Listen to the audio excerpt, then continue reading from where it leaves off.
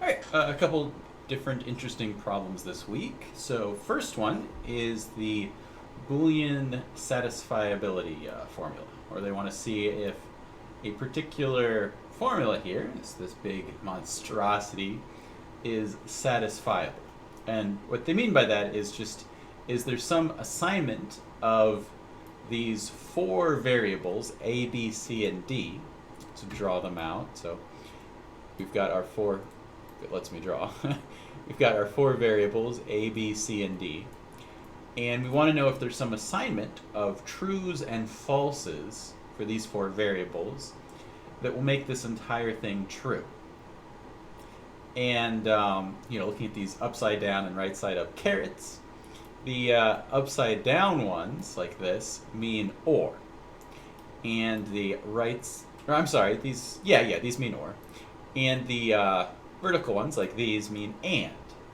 So in our case here, for this first part, it's saying A or B or D, and then and we've got all this other stuff. So for this initial part to be true, either A has to be true, B has to be true, or D has to be true.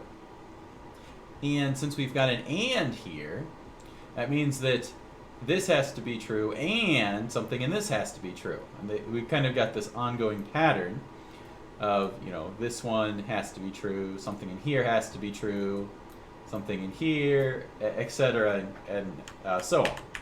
So one of the things in each of these has to be true for this entire statement to end up being satisfiable. So if any of these are false, then that means this doesn't work. If there's ever a point where A is false, B is false, and D is false, then this whole equation fails and it can't work. And usually I find that the easiest way to figure this out.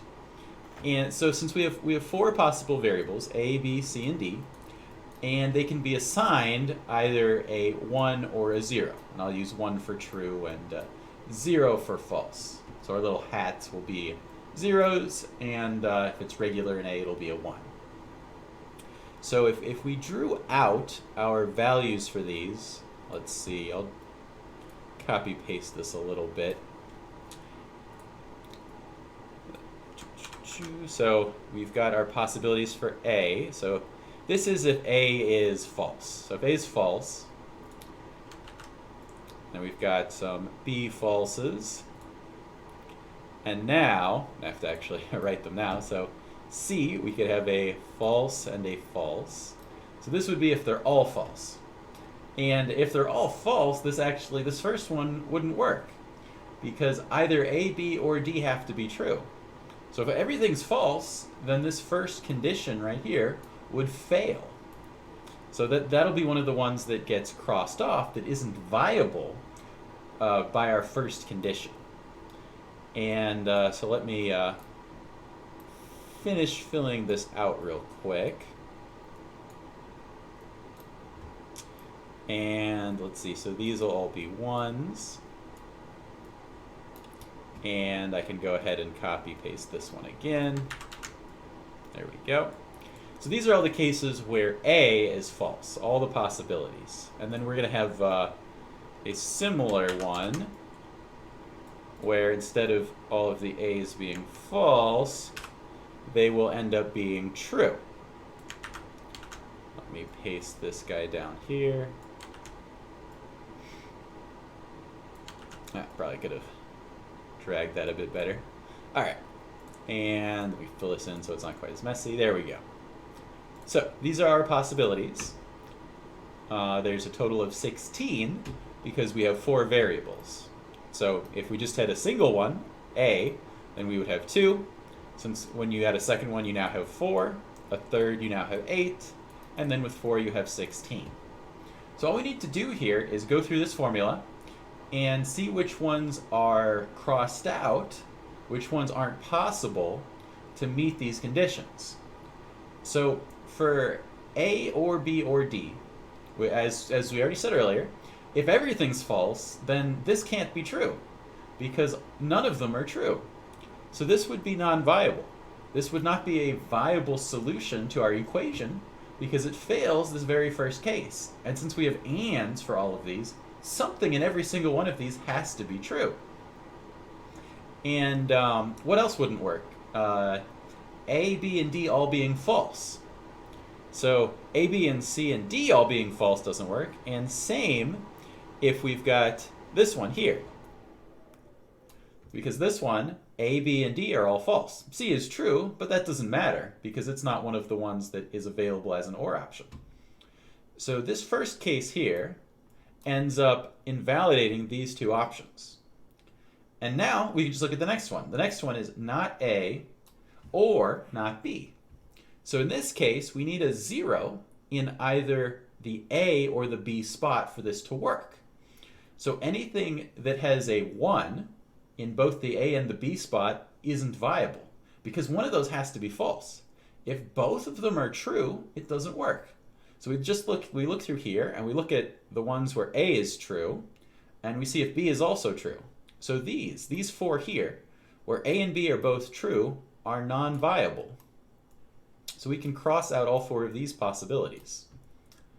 All right, so that'll handle our second option. Now we can take a look at our third. Our third requires either A to be true, C to be true, or D to not be true. So in this case, if we've got a 0 for A 0 for C, and a 1 for D, it wouldn't work.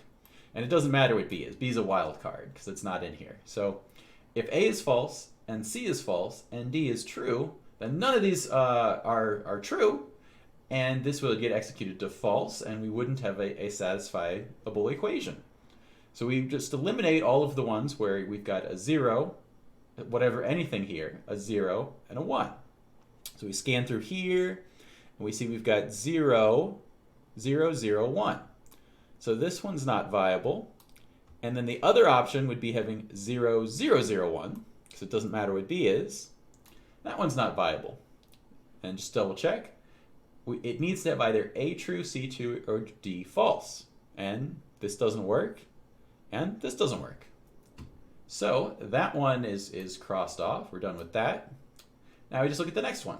Next one is B true, C true, or D false. So this is very similar to the A one, except now what we care about is B.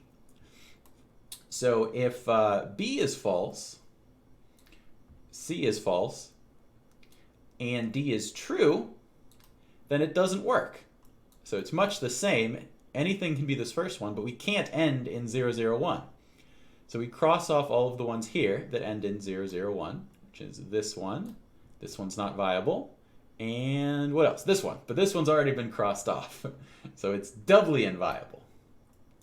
All right, that finishes that. And all right, so taking a look here at the next one, just double check. Yeah, false, false, true, doesn't work for here. Yep. All right, next one we've got not A and D. So if A is true, if we have a 1 in the A, but we can't, so if we have a 1 in the A, if A is true, then we can't also have a 0 for the D. D can't be false, because if A is true and D is false, neither of these are true, and we end up not getting this equation. So anything that is 1, ends in 1, or starts in 1 and ends in 0, doesn't work. So this one isn't viable, and this one isn't viable. All right, and just to double check here, we need either a not A or a D.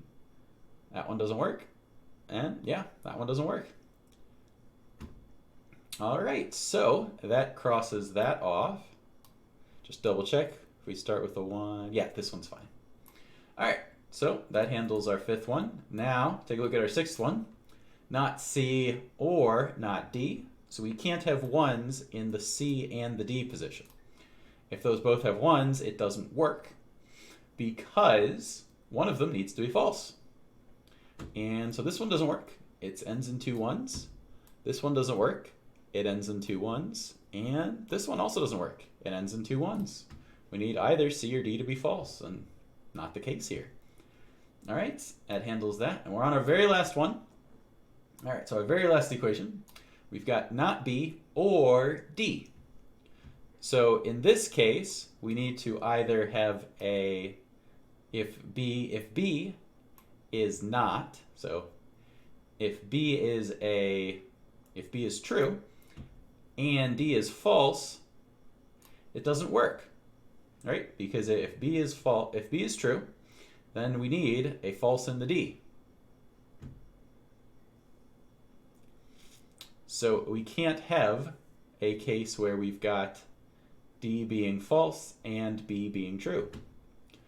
And here we can see this one doesn't work because B is true and D is false, and this one doesn't work because B is true and D is false. So we ended up eliminating all of our possibilities. So in this case, I would have to say, no, it's not satisfiable. We went through all of the possibilities, and every single assignment was invalidated because we can't make all of these statements true. And we have to because there are ands between every single one. So answer number 1 would be that no, we can't. We can't do it. So let's take a look at the next one. Next one here. All right, a triangle. A triangle is a simple undirected graph on 3 vertices with 3 edges connecting 3 vertices. The triangle problem is defined as follows. You have a simple undirected graph. Does G contain a triangle as a subgraph? All right, so you just need to have a spot where you've got a node like A node like B, and a node C. And you have to have a triangle here where you've got a graph on 3 edges with 3 edges connecting the vertices. All right, and so how could we find if there's a triangle in the subgraph? Well, one way is we could look through the graph and just try every possibility of 3 nodes. So if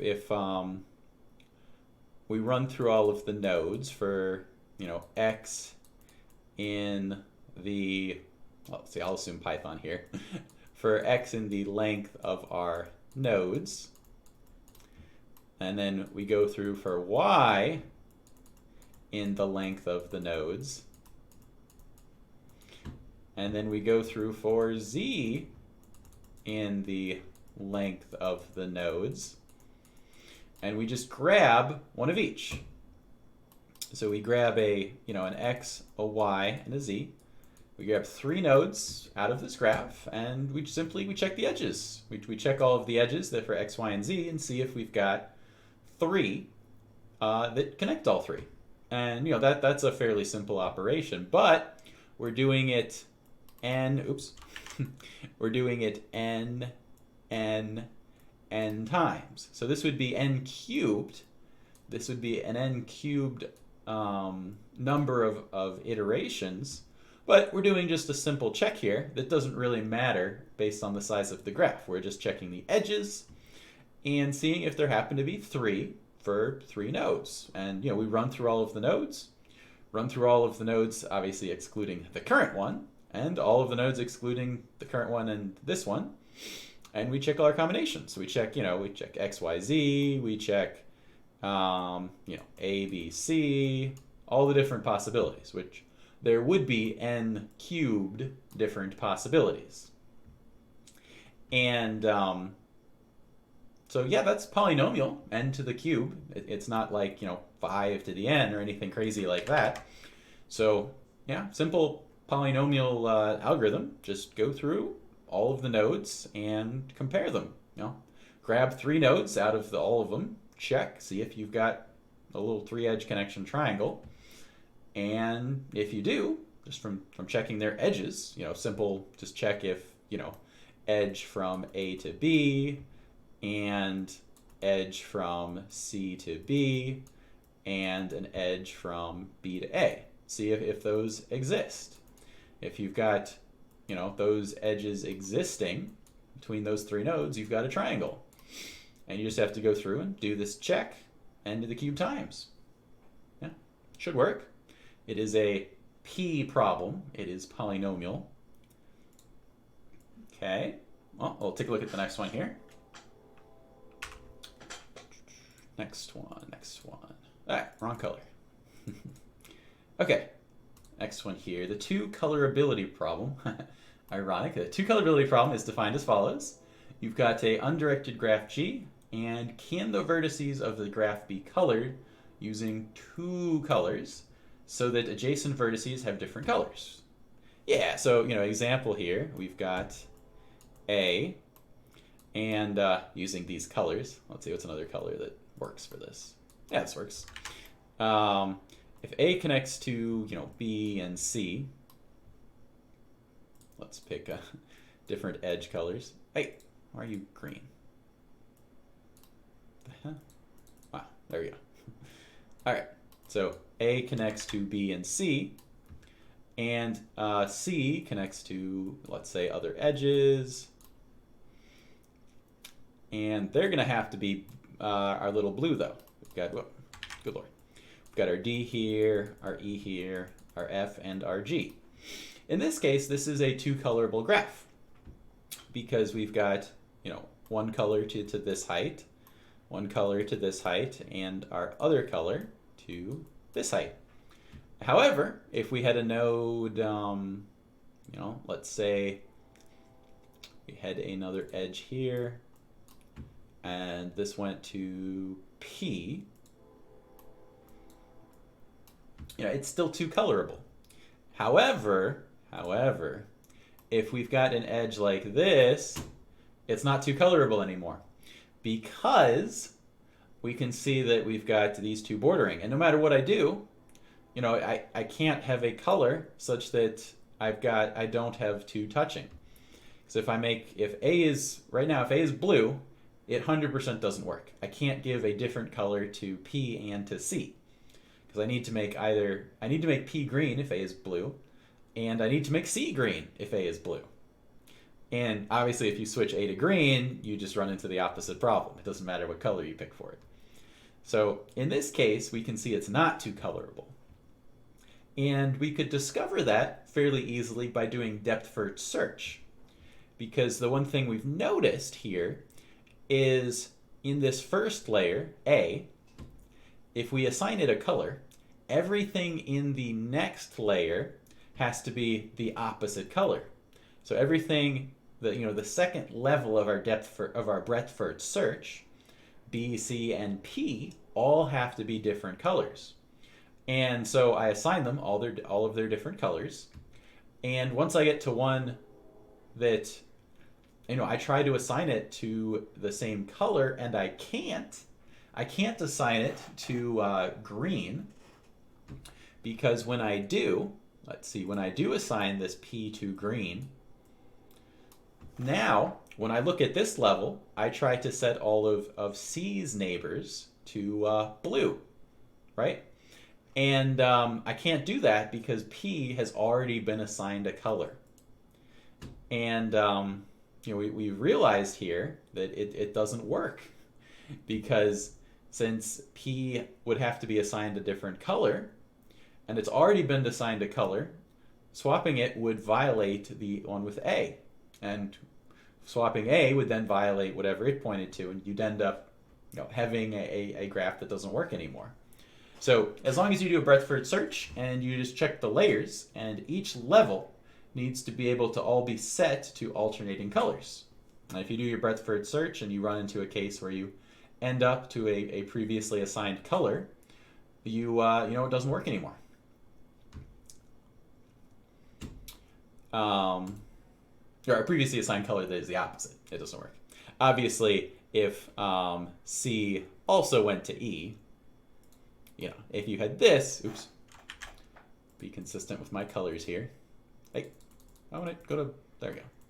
So if C was also connected to E, that's fine because it was already assigned, the blue by B, but when C tries to assign it a color from discovering it, it's fine because it's already the same color and it works. The issue is when you run into trying to assign it to the opposite color.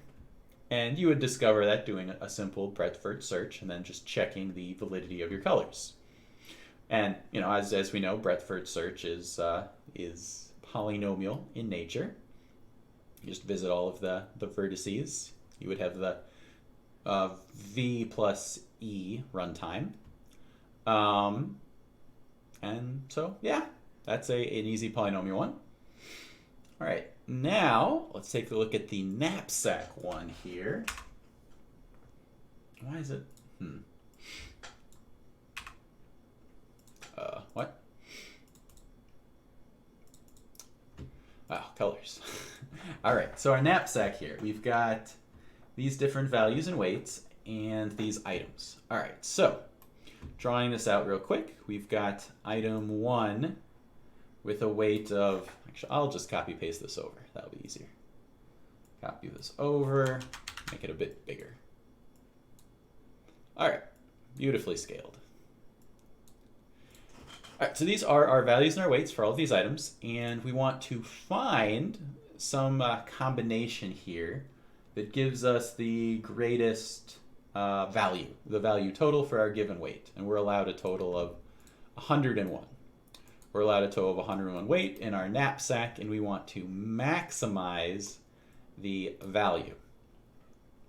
And since this is the 0-1 knapsack, I believe, actually he doesn't specify, but by default it's the 0-1 knapsack. You assume that you, I'm going to assume he's assuming a 0-1 where you can't take parts of a thing. You know, so we'll assume, you know, that this weight, I have to take the whole item. I can't just take, you know, a little bit of it and get the value. Because if you can, that would be a greedy algorithm. You simply divide the weight by the value and, you know, maximize by just grabbing the most weight efficient items until you run out of weight capacity. And but since, you know, we're talking about polynomial and you've handled dynamic programming, I assume this isn't a simple greedy algorithm that he's looking for. So assuming we're doing the 1-0 knapsack, the idea where you have to take an item or not take it, there's a couple different solutions for that. And I'm going to, you know, assume he wants a dynamic programming or a recursive one, and we can kind of map it out. He just wants a solution, so we could probably just give the value, but let's try to figure it out. So with a simple recursive algorithm, at each step you just decide whether an item is worth taking or not. And you do that by picking the maximum of two options. The maximum of either taking the item or not taking the item. So you would want the max of taking the item and not. So take or not take. And to do that, you would just figure out what taking the item is. So taking an item, let's start from the right, it's usual default. So you assume you either take or you don't take the 6th item. If we took the 6th item, then that would give us a knapsack where we've got items 1, 2, 3, 4, and 5. So these are our availability ones if we're taking it. And we're only allowed now, though, if we took this item 6, our current allowed weight, so these are our items, and our allowed weight is equal to 101 minus 95. So in this case, we have an allowed weight that remains of 6. So we only have 6 left here after grabbing that 85, and we'll say our total value so far is going to be 85. And the other option to not take it would be, if we're going down the not take it path, this is the take it path. If we go down the not take it path, then we say our items are the same. We say our items are 1, 2, 3, 4, and 5. Our weight is still 101 because we didn't take it, and our value is 85. So the idea here is you just don't take it. We just ignore 6, and we try to find the best way to fill our knapsack with just items 1, 2, 3, 4, and 5, as if 6 never existed. And so we've got this solution here to this side, and this one ends almost immediately, right? Because we can't take any other items. So if we choose to take the 6, our journey ends here, and our value would max at 85, which is probably not ideal. We can kind of just eyeball it and see that's not going to be as good as you could do. But we'll continue on down the not take path then. So, not take path. Oops, I should not have written 85. This should be 0, because we didn't take it. So we have no value so far. Our value here should be 0. All right. So now we just do the same thing with our nice recursive algorithm. We choose our two paths. So our two paths here, we choose taking number 5. So if we take 5, we've got our items of 1, 2, 3, and 4. We've got an available weight. So if we took 5, our available weight is going to be 101 minus 21, or 80. And our current value is going to be 26, because we took 5. Now, our other option is we don't take 5. We just throw it away, like we did with the 6. If that's the case, we've got the same thing. We've got our items 1, 2, 3, and 4. And our weight capacity is still 101. And our value is 0. So we didn't take it. We did not take it. All right, so now we do have two paths, because both of these can continue. And so this one, we'll check down. So now we're choosing to take the 4. If we take the 4, we've got items of 1, 2, and 3 remaining. Our remaining weight, all right, we'll take out the 4. So 4 has a weight of 32. So 80 minus 32, 48, right? 48 plus 32, yes. And our value is going to be 26 plus the value of 4, which was 18. So that would be 36 plus 8, or 44. So we've got a total value of 44 if we take the 4. And if we don't take the 4, we get, these are our items remaining. We've got 1, 2, and 3. We don't take the 4, so our weight remains at 80, and our value remains at 26. And then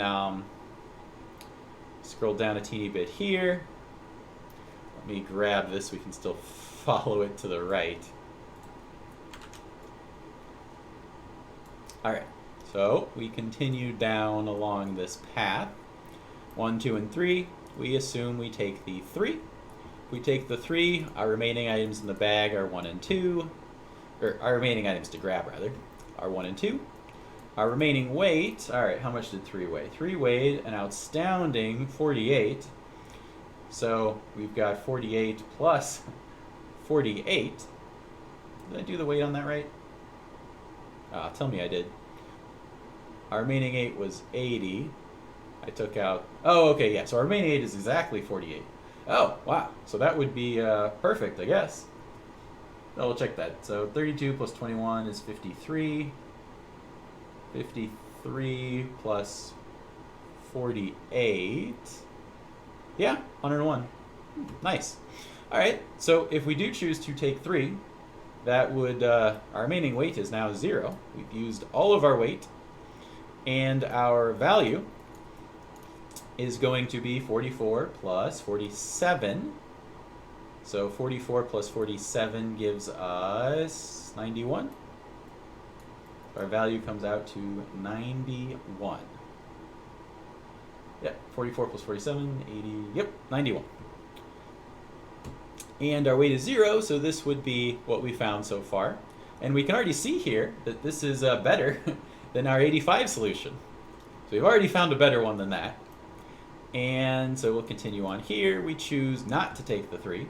So we've got our items in the bag. We've got 1 and 2.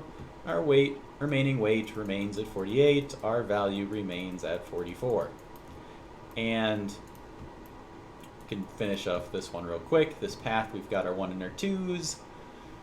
We've got a, let's see, so we choose to take 2. We choose to take 2. It has a weight of 26. So our items are remaining 1, Our remaining weight, in this case we chose to take 2, 26, so we've got a remaining weight of 22. And our value is going to be, 32? Yeah, so 32 plus 44 puts us at 76. And with just 22 weight remaining, we can't take the 1, so this one would terminate, and this is the best we found so far. That one terminated. Actually, instead of marking it off, I'll just keep it here. And if we decide not to take the 2, so our item remaining is just 1, we choose not to take the 2, so our weight is still 48, and our value is still 44, and 85 plus 44, that put us way over the weight, so we can't actually grab the 1. So this would be the best we could do if we didn't grab it, because we can't grab 1. 1's too heavy. All right, that terminated. That's good. All right, now here we've got our 1, 2, 3. So we take 3. Our remaining items are 1 and 2. Actually, I should probably cant this a bit to the right so I don't ram into myself. So our items here, we've got 1 and 2. We chose to take 3. Oh, yeah, we chose to take 3. So our weight is going to be 80 minus 48. So that would put us at 32 remaining weight. And our value, so if we took 3, we would have 32 plus 47. So that puts us at what? 79. 79.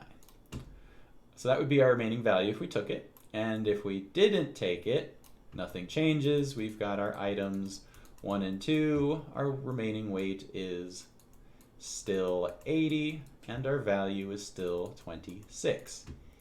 And in this case, if our value is 26, okay, let's see. So we'll continue this one first. So now, if we take the 2, so if we choose to take the 2, our remaining items in the bag are 1.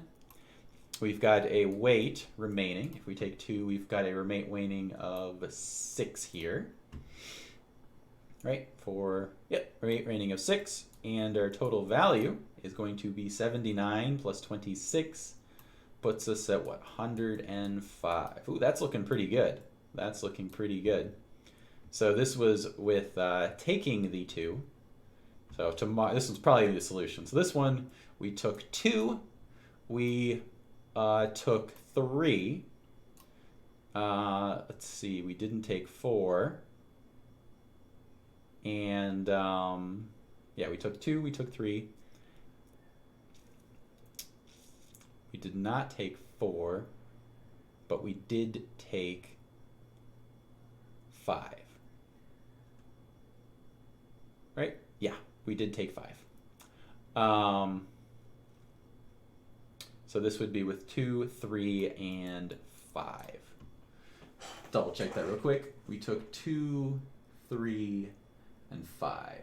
So that gave us a total weight of, let's see, 69 plus 26. 79, 89 plus 6 gives you 89 plus 6, yeah, 95. Yep, which gave us the 6 remaining, and our total value was 32 plus 47, 79 plus 26, which gives you the 99 plus 6, or 105. Yeah, that one looks good. So this is likely the solution, the value of 105 taking 2, 3, and 5. That one looks pretty good. Real quick, though, we'll finish off the other possibilities here. All right, if we have 1 and 2 remaining, and we choose to take 2, we would have remaining item of 1. Our weight from taking 2, we lost 26, so that gives us 54 remaining weight. We had a value of 26, so we do 26 plus 26.